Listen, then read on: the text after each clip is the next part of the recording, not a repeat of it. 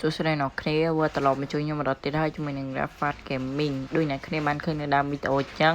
គឺខ្ញុំនឹងបរៀនអ្នកគ្នារបៀបយក Diamond free អំពីការធ្វើ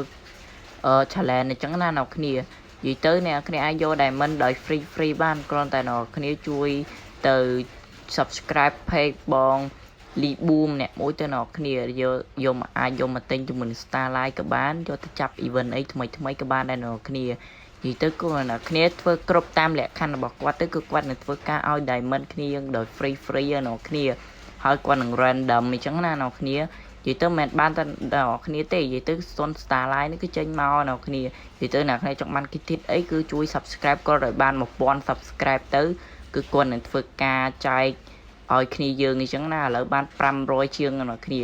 នេះអ្នកគ្នាបាន500ជាងហើយគាត់បាននិយាយក្នុងវីដេអូអញ្ចឹងគឺគាត់ឲ្យលក្ខខណ្ឌអ្នកគ្នាធ្វើអញ្ចឹងណានិយាយទៅអ្នកគ្នាគាត់នឹងធ្វើតាមលក្ខខណ្ឌរបស់គាត់ទៅនោះអ្នកគ្នានឹងទទួលបានរបស់ free អំពី